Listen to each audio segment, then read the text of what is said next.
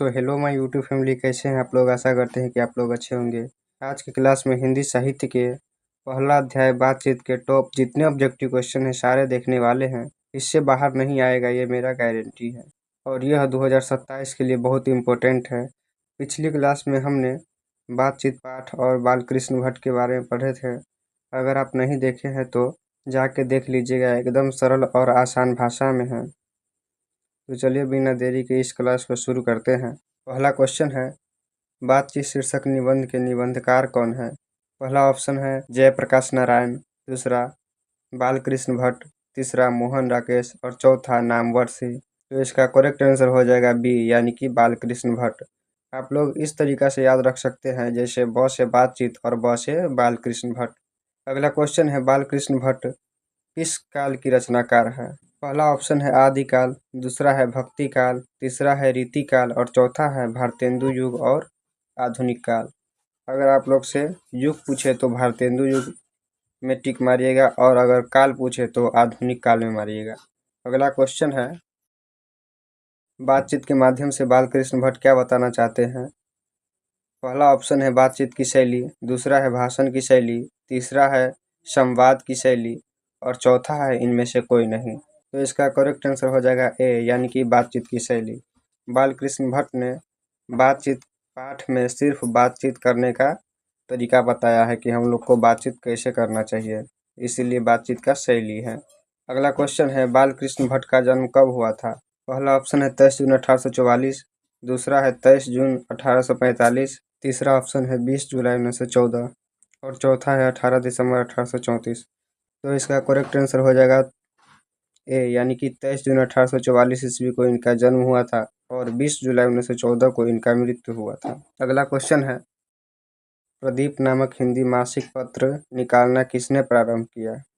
पहला ऑप्शन है प्रताप नारायण मिश्र, दूसरा है बालकृष्ण भट्ट, तीसरा है राधाचरण गोस्वामी और चौथा है भारतेंदु हरिश्चंद्र। तो इसका करेक्ट आंसर हो जाएगा बी, यानी कि बालकृष्ण भट्ट। हिंदी प्रदीप नामक मासिक पत्र को इन्होंने 1877 ईस्वी में प्रकाशित किया था।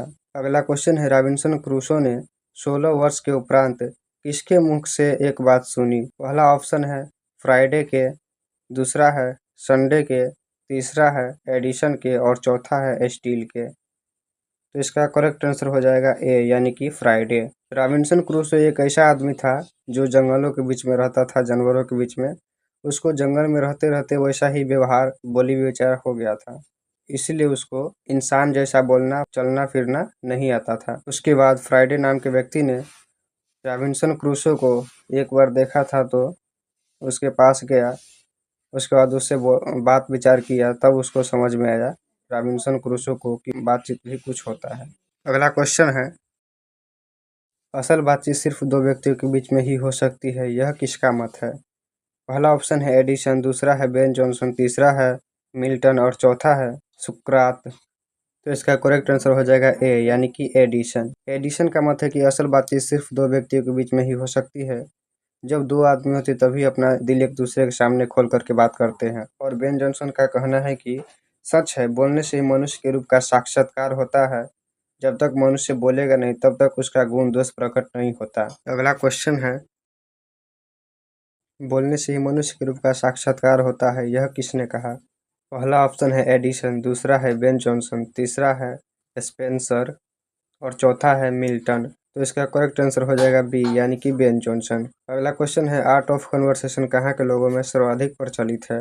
पहला ऑप्शन है अफ्रीका के, दूसरा है भारत के, तीसरा यूरोप के और चौथा अमेरिका के। तो इसका करेक्ट आंसर हो जाएगा सी, यानी कि यूरोप के। यूरोप के लोगों में एक बातचीत करने का ऐसा कला है जिसे हम लोग आर्ट ऑफ कन्वर्सेशन कहते हैं।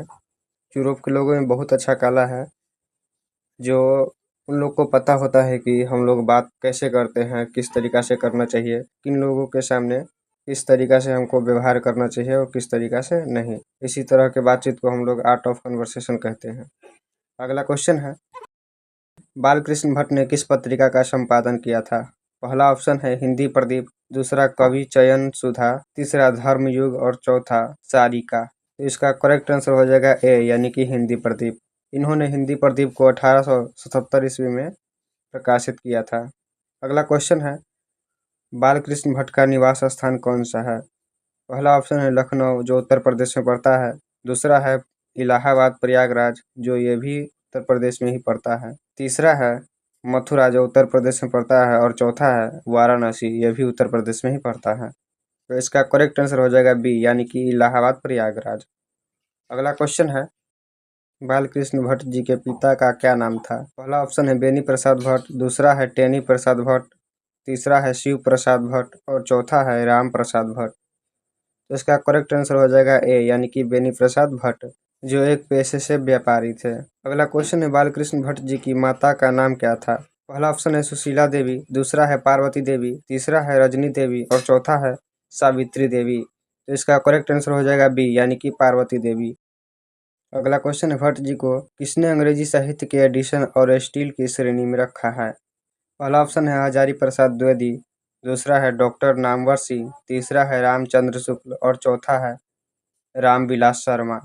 इसका करेक्ट आंसर हो जाएगा सी, यानी कि रामचंद्र शुक्ल।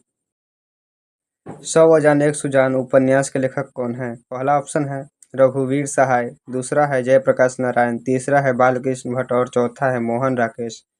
तो इसका करेक्ट आंसर हो जाएगा सी, यानी कि बालकृष्ण भट्ट। अगला क्वेश्चन है, बातचीत किस विधा की रचना है? पहला ऑप्शन है कहानी, दूसरा है निबंध, तीसरा है नाटक और चौथा है आलोचना। तो इसका करेक्ट आंसर हो जाएगा बी, यानी कि निबंध। इसे ललित निबंध भी कहते हैं। अगर दोनों ऑप्शन में दिया रहे तो आप ललित निबंध को मारिएगा। अगला क्वेश्चन है, रहस्य कथा नूतन ब्रह्मचारी और गुप्तवैरी किसकी कृतियां हैं? पहला ऑप्शन है बालकृष्ण भट्ट, दूसरा है चंद्रधर शर्मा गुलेरी और तीसरा है जयप्रकाश नारायण, चौथा है भगत सिंह। तो इसका करेक्ट आंसर हो जाएगा ए, यानी कि बालकृष्ण भट्ट। अगला क्वेश्चन है, जब दो से अधिक लोग आपस में बातचीत करते हैं तो उसे बालकृष्ण भट्ट ने क्या कहा है? पहला ऑप्शन है असल बातचीत, दूसरा है राम रमोवल, तीसरा है हास्य परिहास और चौथा है व्यर्थ की बात। तो इसका करेक्ट आंसर हो जाएगा बी, यानी कि राम रमोवल।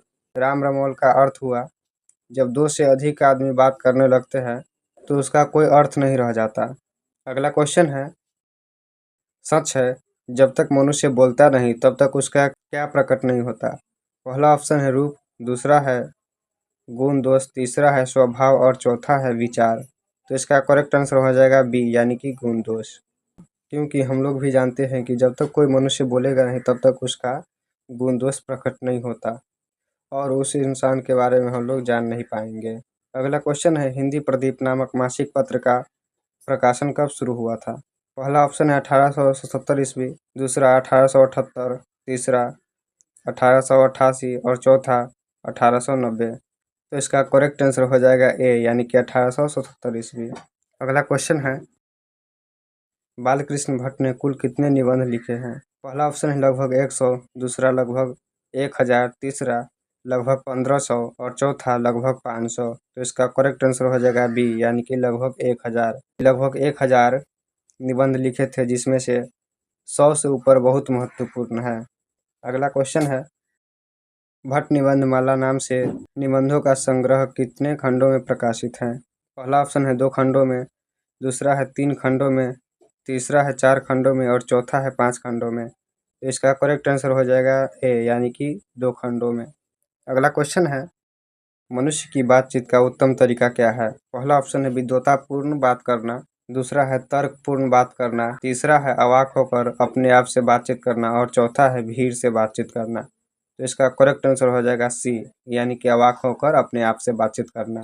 क्योंकि मनुष्य जब तक खुद के बारे में नहीं जानेगा, खुद के बारे में बातचीत नहीं करेगा, तो उनका क्या सक्षमता है अपने आप को वो जान नहीं पाएंगे। इसीलिए किसी भी चीज़ में सफलता हासिल करने के लिए खुद के बारे में जानना बहुत जरूरी है। अगला क्वेश्चन है, बालकृष्ण भट्ट जी की मृत्यु कब हुई थी? पहला ऑप्शन है 20 जुलाई 1914, दूसरा है 23 जून 1844, तीसरा है 18 दिसंबर 1904 और चौथा है 20 अगस्त 1912। तो इसका करेक्ट आंसर हो जाएगा ए, यानी कि 20 जुलाई 1914 को। अगला क्वेश्चन है, बालकृष्ण भट्ट ने एंट्रेंस परीक्षा कब उत्तीर्ण की थी? पहला ऑप्शन है 1867 ईस्वी, दूसरा है 1872 ईस्वी, तीसरा है 1875 ईस्वी और चौथा है 1885 ईस्वी। तो इसका करेक्ट आंसर हो जाएगा ए, यानी कि 1867 ईस्वी में इन्होंने एंट्रेंस परीक्षा प्रयाग के मिशन स्कूल से की थी। अगला क्वेश्चन है, संयोगिता स्वयंवर किसकी रचना है? पहला ऑप्शन है बालकृष्ण भट्ट, दूसरा है लाला श्रीनिवास दास, तीसरा है भारतेंदु हरिश्चंद्र और चौथा है मैथिली शरण गुप्त। तो इसका करेक्ट आंसर हो जाएगा बी, यानी कि लाला श्रीनिवास दास। इन्होंने संयोगिता स्वयंवर की रचना की थी, यानी कि लिखे थे, और बालकृष्ण भट्ट ने संयोगिता स्वयंवर को प्रकाशित किया था अपने हिंदी प्रदीप नामक मासिक पत्र में लिख करके। अगला क्वेश्चन है, बालकृष्ण भट्ट ने संयोगिता स्वयंवर की कठोर आलोचना किस पत्रिका शीर्षक से की थी? पहला ऑप्शन है हिंदी प्रदीप 1886 ईस्वी, दूसरा है आनंद कादम्बिनी, तीसरा है धर्मयुग और चौथा है समाज सुधार। तो इसका करेक्ट आंसर हो जाएगा ए, यानी कि हिंदी प्रदीप। और अब आपके मन में सवाल उठेगा कि आपने बोला है कि हिंदी प्रदीप नामक मासिक पत्र को 1877 ईस्वी में प्रकाशित किया गया था। तो हाँ, हिंदी प्रदीप को 1877 ईस्वी में प्रकाशित किया गया था और उसी हिंदी प्रदीप में संयोगिता स्वयंवर की कठोर आलोचना को 1886 ईस्वी में लिखा था। अगला क्वेश्चन है, अगर हमें वाक शक्ति न होती तो समस्त सृष्टि का क्या हाल होता? पहला ऑप्शन है सब लोग गूंगे और सुप्त अवस्था में होते, दूसरा है सब लोग बोल रहे होते, तीसरा है सब लोग खुश होते और चौथा है कोई प्रभाव नहीं पड़ता।